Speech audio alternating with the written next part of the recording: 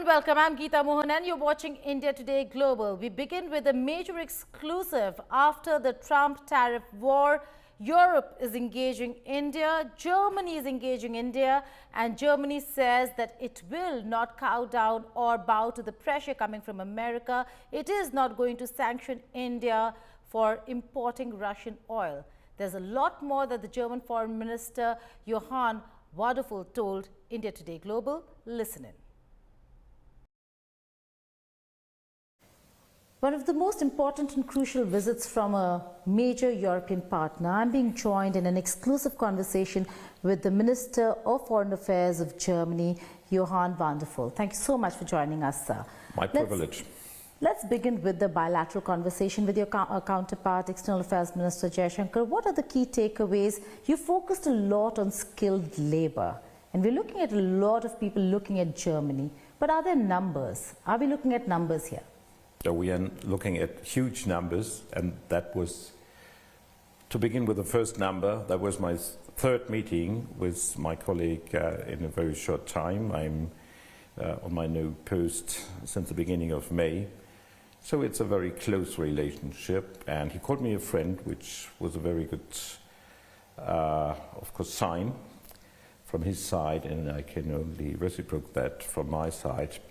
In these times of uncertainties, of conflicts, of wars in the world, it is so important to have reliable persons whom you trust, and this is for the both of us the case. Coming to the issue you raised, a lot of Indians are looking to Germany. Fortunately, they are welcome in Germany. It's not easy to make it to Germany because you have to learn the language, which is not easy. But we're trying to teach more and more students here in India. So this is one of the sectors we are really looking on, and will be a win-win situation for both of the countries and the societies. Right. We're living in a very disrupted world today. There's chaos everywhere.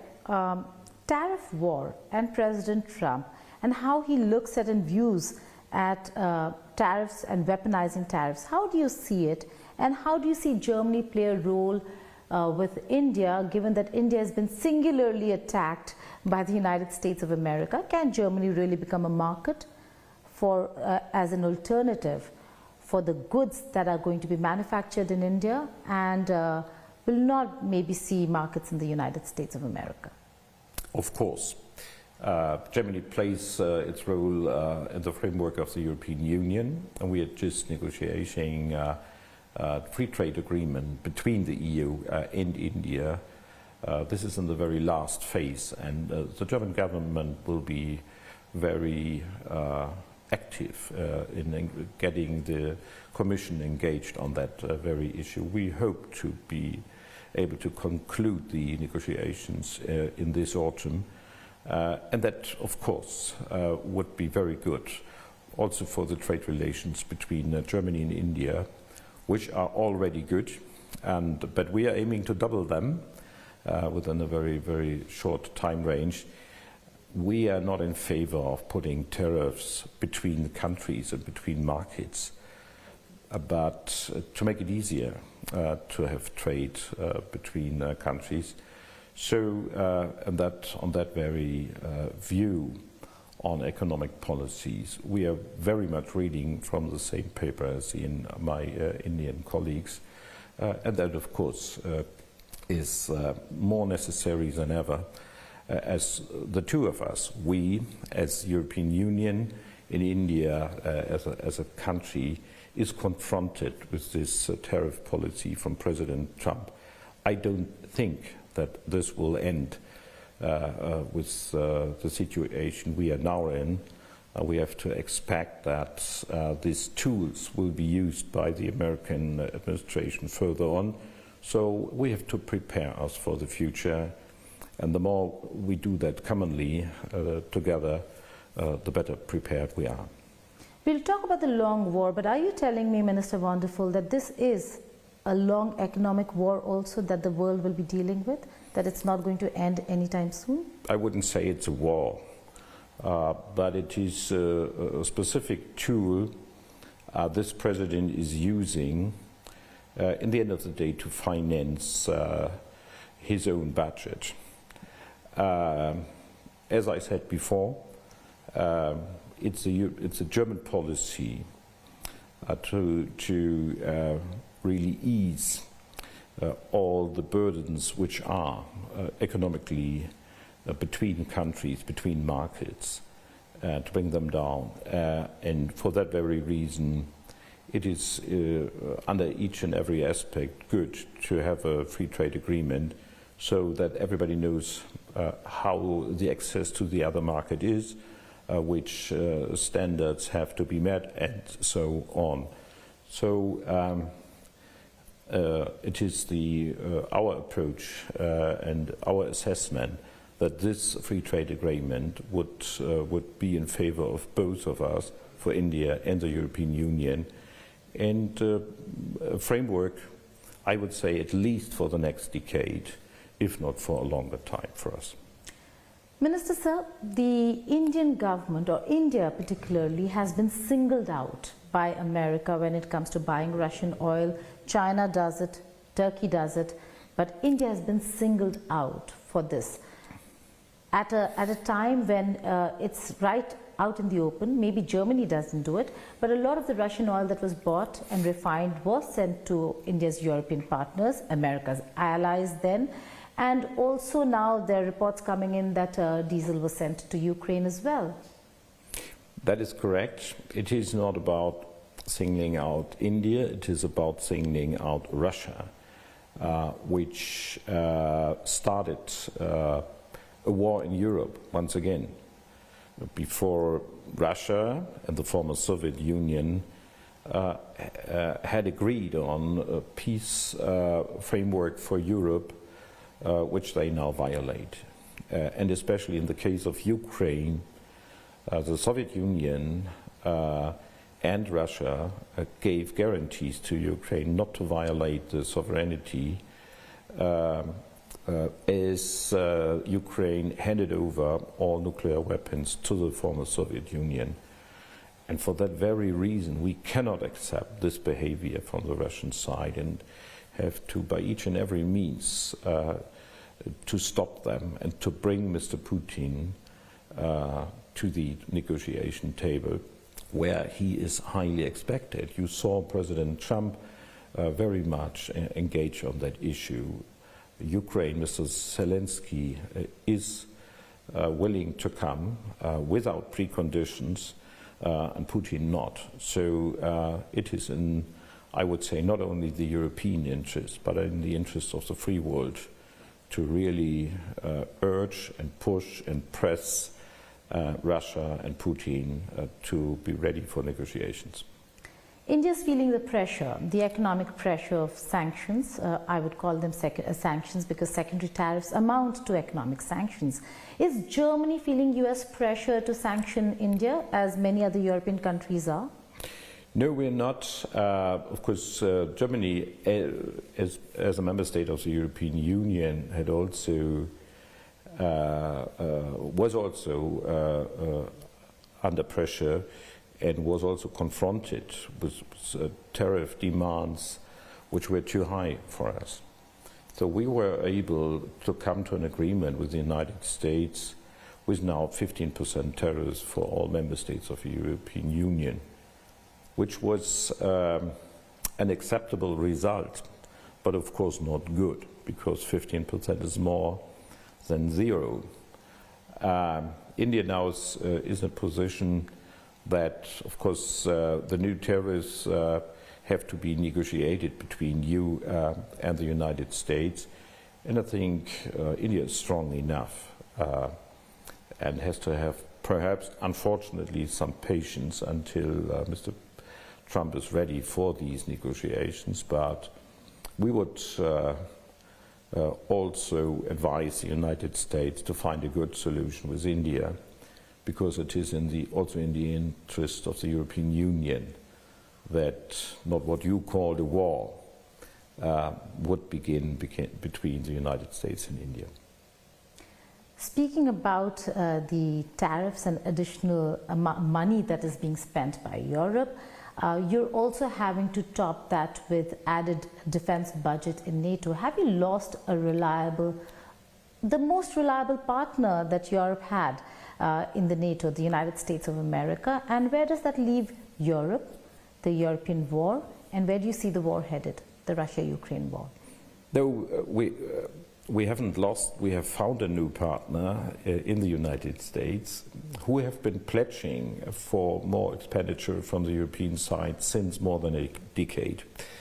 And of course now it was very timely that we all in NATO, and that includes of course especially the European member states, on spending 5% of our GDP on defense. This is unfortunately necessary because the whole of Europe is threatened by Russia, which is building up a new war machine, a war economy, going for an army with 1.5 million heads.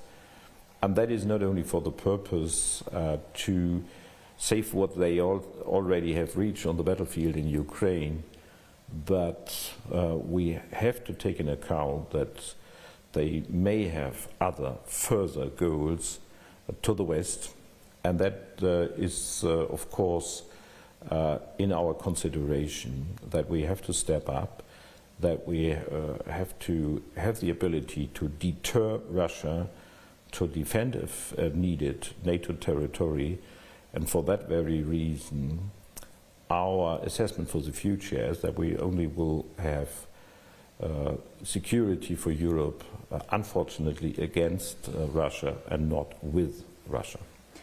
But Russia says that NATO should not expand towards the east. Then will Ukraine ever see a NATO membership?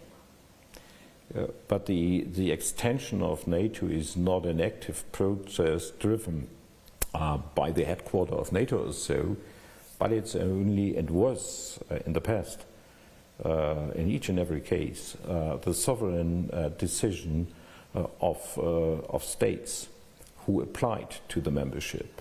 The last ones were Sweden and Finland. So they decided, the societies reacted, and the politicians reacted on the Russian aggression with a decision to seek an alliance which is able to defend them, and this is NATO. So this is not an active process from Brussels, but it is a reaction of sovereign countries to the Russian aggression. This is what Moscow should acknowledge. But they've already called it a red line for Ukraine, sir. Yes, but we will not allow them to draw red lines. Why? Who gives them the right to draw lines? So they are using military power, but this is not rightful, and we will defend the rules-based order and the international law and the rights and the sovereignty of countries and persons against these actions, as we did in the last 3 years, with showing that we are with Ukraine, with stationing a full-fledged brigade, German brigade, for the first time since the Second World War in Lithuania and the Baltic states. So we will not let Russia draw red lines which are not in accordance with the international law. Minister Wadehul, you called America a friend, but that friend today, that is President Trump, accuses Europe of prolonging the war. He says that Europe is sabotaging the peace process. America is a long-standing friend of Germany. America has freed us from the Nazi regime, brought us peace, helped us to build up democracy and a new economy, helped us within the reunification process, where there were, of course, concerns in other European countries. So I have a full-fledged view on the United States for a long time, and I do see the whole society and the whole political scenery. And I do see a lot of friends whom I trust, and I do see a long-lasting history, which shows me that there are strong bonds between the United States and Germany, and that is what is important for me. In these days, we are positive that Mr. Trump is very engaged on bringing the Ukrainian-Russian war to an end, which is good. We have our own positions, and you saw the interventions by the European leaders, amongst them the German Chancellor, and we were alongside with Ukraine and defending their sovereignty, their right. So there may not be decisions on Ukraine without Ukraine. This is what Germany, with other Europeans, is defending. Another important investigation that Germany is actively involved in is the Nord Stream disruption. Where is that headed? What's the status? There are reports about involvement of Ukraine. If you could shed some light. No, we have just we have seen the destruction, and of course this was an act of, I would say, terror. We have now investigations about that, and of course, as the branches in Germany are independent, I fully rely that our justice system is able to find who was responsible for this and make him or all the persons responsible. My final question to you, I'm being told we're running out of time, so my final question to you, a very disturbing one at that. We're talking about the Gaza war over here. Minister Wadehul, why isn't there enough outrage for what's happening in Gaza? The fact that there are so many children killed, there has to be a resolution. How is Europe, how is Germany looking at it? And there are so many countries pledging that they'll be recognizing Palestine as a state during this UNGA. What's Germany's position, especially on Gaza? Yes, of course, Gaza is a catastrophe, a humanitarian catastrophe, and we are clear with that. And we are, of course, not only asking our Israeli friends to take that into account in their rightable fight against the Hamas terrorists. Never forget, Hamas is responsible for the situation Gaza is in. And if they would release the hostages, the whole thing could be solved. Also, not only for the hostages, but also for the Gazians. So that is where we are, and that is sometimes overseen. But besides that, as I already said, the humanitarian situation has to be improved for the people there. We see the suffering, we see people dying, we see especially the weak ones in a very deteriorated situation. So that is absolutely clear, and for that very reason, I'm personally engaged in asking and urging not only my Israeli colleague, but also others who have contacts to Hamas to find a solution, to come to a ceasefire. And then, of course, after that, beginning a process of state building for a Palestinian state. Germany is in favor and absolutely committed to the so-called two-state solution. So there has to be a Palestinian state, and Gaza belongs to that. And if this process is successful, Germany is of course ready to recognize the Palestinian state. Minister Johann Wadehul, thank you so much for joining us here on the network. Indeed a pleasure. China's military parade in Beijing has been a show of strength. With Putin and Kim Jong-un joining in, there were many other world leaders who joined in to watch that parade. Clearly shows where China stands after the huge diplomatic stand and position it took at the SCO in Tianjin. Here's my take on why China has become a global power and is on its way to becoming a superpower if Trump does not change its ways or his ways when it comes to tariff and imposition of tariff on countries like India. Take a look.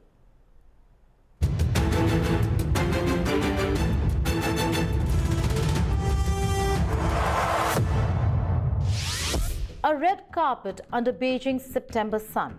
Xi Jinping, dressed in a grey mouse suit, greets Vladimir Putin with a firm handshake. And to his other side, Kim Jong-un. Cameras click. Analysts call it historic. Observers call it intimidating. And US President Donald Trump? He calls it a conspiracy. Because images matter in geopolitics. From Tianjin's SCO summit to the largest military parade China has ever seen, the visuals are more than ceremonial. They are messages in steel and silk.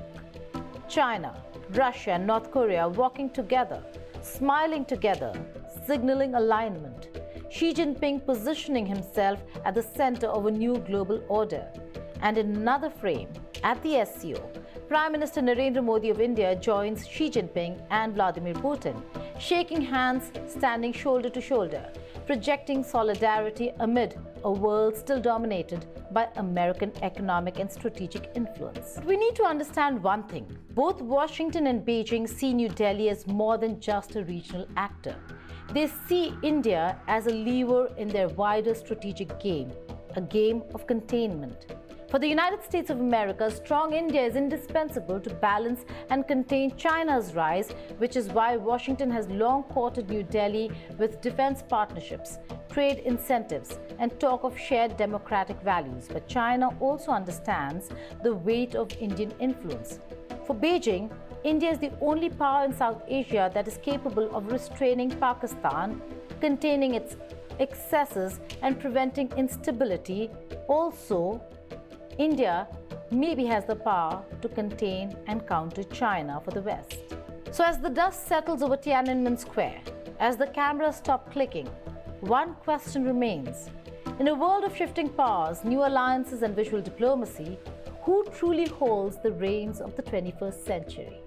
The answer is being written in parades, in summits, in handshakes, and in the quiet, deliberate assertion of power. For now, there might be a huge difference in US and Chinese economies. But China is rising and growing, and if Washington keeps rattling nations and being the disruptor, China will find friends and form alliances, projecting itself not as the challenger, but also as the next superpower. The rules of global power have changed, and they may never return to the way they were. Thank you for watching Statecraft.